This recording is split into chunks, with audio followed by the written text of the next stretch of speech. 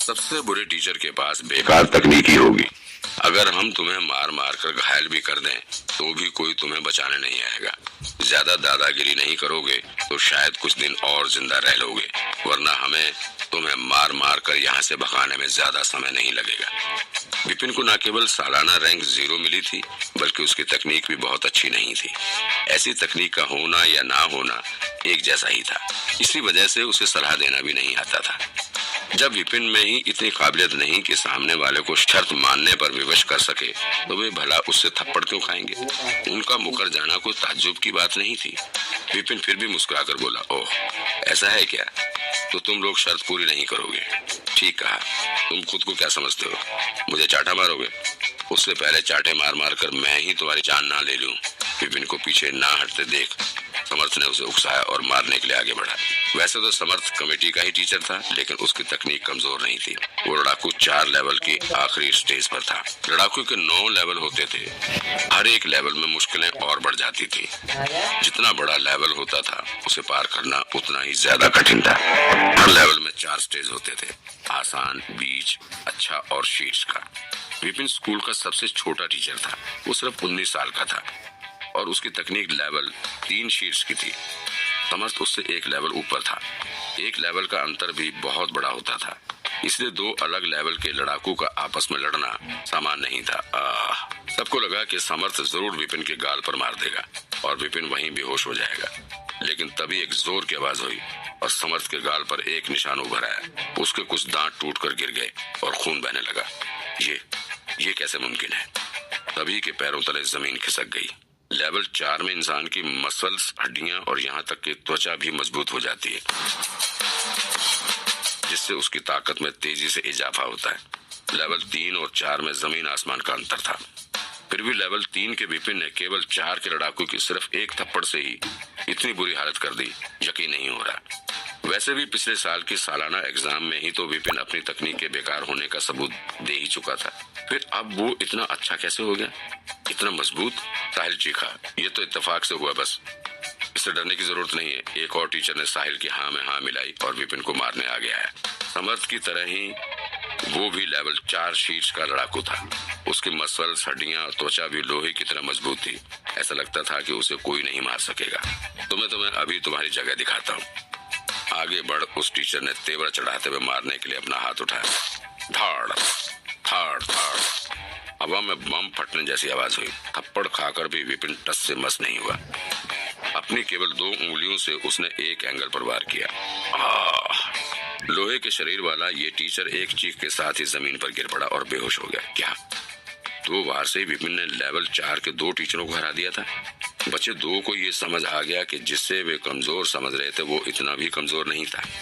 चलो साथ में वार करते हैं। एक दहाड़ के साथ ही साहिल मुट्ठी बनाकर विपिन की ओर दौड़ा, लेकिन इससे पहले कि वो आगे बढ़ता, विपिन उसके सामने आ गया। एक हाथ से उसका मुंह पकड़ लिया और दूसरे हाथ से उसने साहिल के पेट पर वार किया। चीख के साथ ही साहिल भी जमीन पर ढेर हो गया। उसी समय चौथे टीचर को दौरे पड़ने लगे और वो भी गिर गया। तुम्हें हमारी कमजोरी के बारे में कैसे पता? साहिल ने मुंह से खून थूकते हुए पूछा। उसे समझ आ गया था कि विपिन उन सब से कैसे जीता। उसने अपनी थोड़ी ताकत से ही उनकी कमजोरी पर वार किया था। उसका जीतना तो तय था। जैसे ही वे विपिन पर वार करने आगे बढ़ते थे, वो उन पर ही वार कर देता था। उन्हें क्या पता था कि वो उनकी कमजोरी पर वार करेगा। तभी की कोई कमजोरी होती थी और उस पर वार करने वाले की उम्र चाहे जो भी हो, वो उसे जान से मार सकता था। कमजोरी होना इंसान के शरीर का हिस्सा था। तभी ध्यान लगाकर शरीर का विकास करते थे और उस कमजोरी की रक्षा करते थे। वे अपनी सबसे करीबी लोगों को भी अपनी कमजोरी नहीं बताते थे और विपिन की तकनीक अच्छी ना होते हुए भी उसे उन सब की कमजोरी के बारे में पता था। ऐसे किसी के वार से वे भला कैसे बच सकते थे? साहिल की बातें सुन विपिन मुस्कुराया, लेकिन उसने उसे कोई कारण नहीं बताया। ये सब लाइब्रेरी की वजह से ही हो पाया था।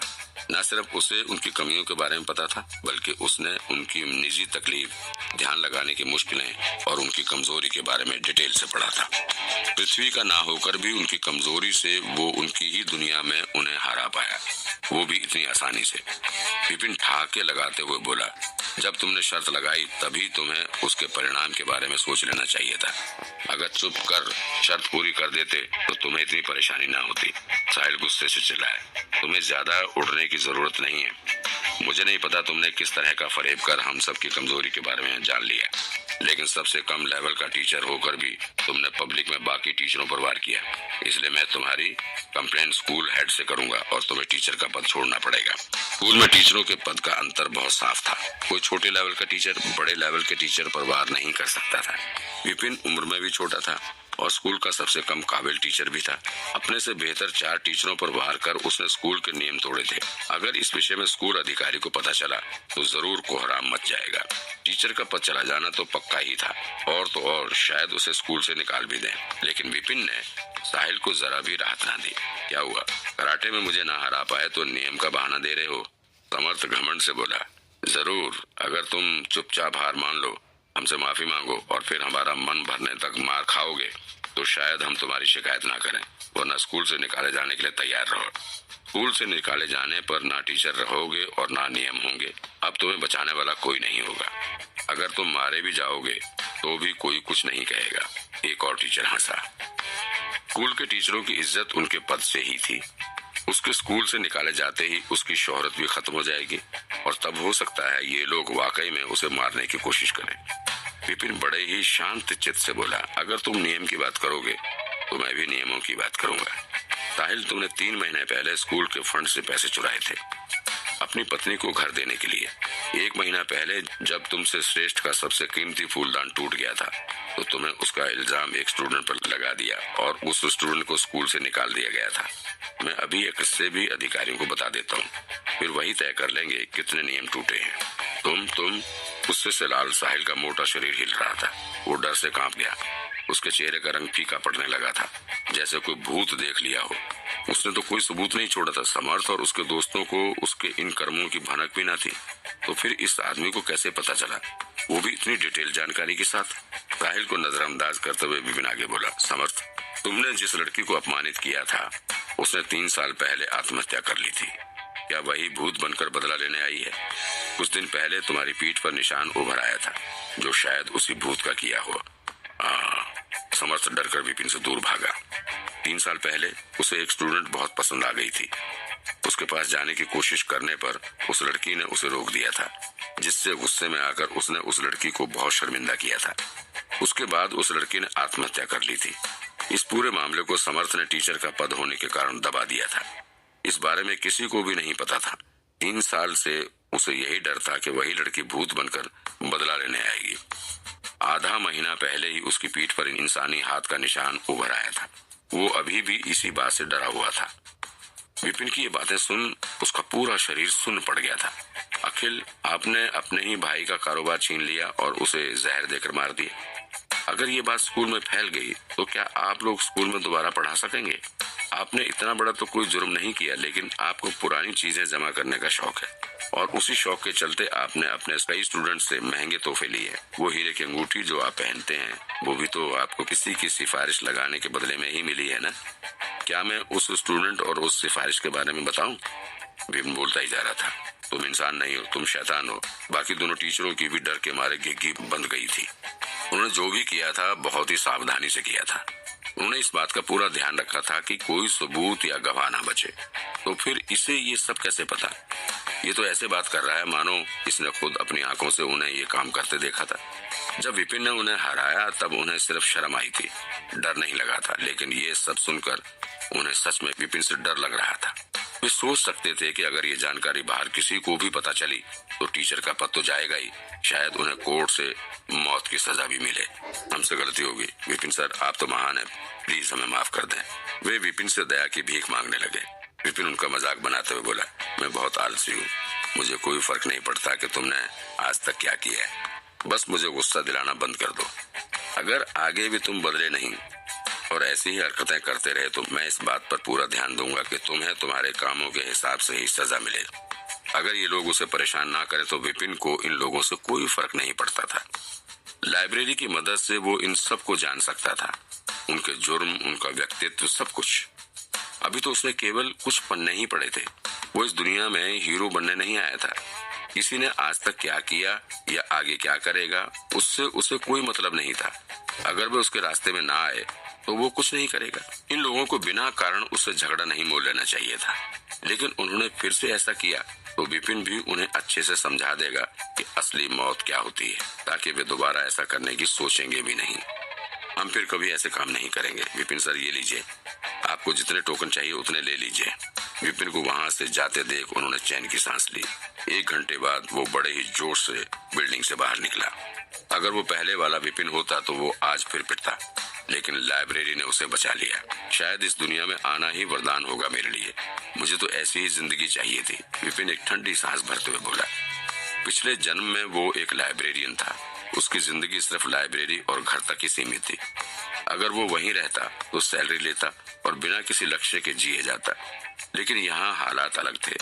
अब लाइब्रेरी जैसा तोहफा मिलने के बाद वो आगे बढ़ सकेगा, कुछ हासिल कर सकेगा। उसी पल उसके दिल में चल रहा संघर्ष शांत हो गया। वो बार बार अपनी पिछली जिंदगी के बारे में सोच उदास नहीं होगा। छोड़ो, मरने दो मुझे, मैं मरना चाहता हूँ। विपिन ने पास ही एक चीख सुनी। कुछ चिल्ला चिल्ला कर बात कर रहा था। पास जाकर उसने देखा एक मोटा लड़का झील के किनारे खड़ा चिल्ला रहा था। कोई उसे रोकने की कोशिश नहीं कर रहा था। असल में तो लड़का भी मरने की कोशिश नहीं कर रहा था। फिर उस लड़के ने मुड़कर पास खड़े एक स्टूडेंट को हाथ पकड़ लिया और कुछ ऐसा दिखाने लगा जैसे वो स्टूडेंट उसे मरने से रोक रहा हो। और वो लड़का फिर से चिल्लाने लगा, मुझे मत रोको, मरने दो मुझे, मैं जीना नहीं चाहता। कोई कुछ भी नहीं बोल पा रहा था। विपिन ने भी सोचा, कितना बेशर्म है ये लड़का, मरना नहीं चाहता फिर भी मरने का नाटक कर रहा है। इससे बेशर्म तो कोई नहीं। इतना सोचकर वो क्लास की ओर जाने के लिए मुड़ा, लेकिन किसी ने उसकी टांगों को पकड़ लिया। मोटा रोने लगा, टीचर प्लीज मुझे अपना स्टूडेंट बना ले। कोई मुझे स्टूडेंट नहीं बनाना चाहता क्योंकि मैं मोटा हूँ। विपिन की बोलती बंद हो गई। छोड़ो, ये लड़का तो पागल है। टीचर को देखते ही उसके पीछे पड़ गया। ना नाम पता ना तकनीक, बस स्टूडेंट बना लो। विपिन ने ऐसा लड़का अपनी जिंदगी में नहीं देखा था। मोटे लड़के के नाक और आंखों से पानी बह रहा था। टीचर, आप मुझे स्टूडेंट बना लें तभी मैं आपको छोड़ूंगा। मैं 10 से ज्यादा टीचरों के पास जा चुका हूँ, कोई मुझे स्टूडेंट नहीं बनाना चाहता। आप प्लीज मुझे स्टूडेंट बना लें। इतना मोटा स्टूडेंट ना तेज भाग सकेगा ना ही कुछ और कर सकेगा। इसकी धीमी चाल से ही दूसरे स्टूडेंट उसे आसानी से हरा देंगे। स्टूडेंट के बुरे रिजल्ट से टीचर पर भी असर पड़ता था। कोई भी अच्छा टीचर ऐसे स्टूडेंट को अपनी क्लास में क्यों लेगा? विपिन फिर भी बोला, अच्छा ठीक है, कम से कम अपनी तकनीक तो दिखाओ। मेरी टांगे पकड़कर तुम्हें क्या मिल जाएगा? उसके पास लाइब्रेरी है तो वो ठीक से जांच पाएगा। अगर इस लड़के में टैलेंट नहीं होगा तो वो उसे अपना स्टूडेंट नहीं बनाएगा। टीचर, आपको मुझे अपना स्टूडेंट बनाना ही होगा। मुझ में टैलेंट तो है, लड़के ने टांगे छोड़ते हुए कहा। विपिन उससे झटकते हुए बोला, कुछ कहने की जरूरत नहीं, अभी पता चल जाएगा कि तुम काबिल हो या नहीं। ये क्या था? अगर कोई लड़की होती तो अलग बात है, लेकिन जब एक लड़का टांगे पकड़ रहा है, विपिन सोच के ही चेहर जाता था। लड़के को बुरा नहीं लगा। ठीक है सर। वो खड़ा हुआ और आसपास थोड़ी दूर पड़े कुछ बड़े पत्थर उठा लाया। एक पत्थर उसने अपने सिर पर दे मारा, पत्थर टूटकर गिर गया। धड़। फिर वो और बड़े पत्थर ले आया और अपने पैर और हाथ से उन्हें तोड़ दिया। सारे पत्थर छोटे छोटे टुकड़े बनकर जमीन पर गिर गए। वो मोटा जरूर था लेकिन खंड कराटे में माहिर था। विपिन लाइब्रेरी में उसकी किताब पढ़ रहा था। खंड भी एक तरह के कराटे की तकनीक थी। जैसे लड़के ने तकनीक दिखाना शुरू किया वैसे ही लाइब्रेरी में उसके नाम की किताब आ गई। विक्रम, बीदर शहर का एक अनाथ लड़ाकू, लेवल 1 बीच स्टेज। कमियां: 1, खून में प्राचीन सम्राट के वंश की पावर अभी नहीं आई थी। 2, बेसिक कमजोर थे। 3, कराटे, सम्राट का वंशज। विपिन को झटका लगा। पुराने विपिन के दिमाग में ये जानकारी पहले से ही थी। नया विपिन जानता था कि इस दुनिया में शरीर और खून का बहुत महत्व था। अगर किसी के पास दोनों में से एक चीज भी महान थी और वो उसे ध्यान लगाकर इस्तेमाल कर पाया तो उसका टैलेंट आसमान छू सकता था। ऐसा कुछ नहीं था जो वो ना कर सके और उसकी शक्तियां बड़ी ही तेजी से बढ़ती थी।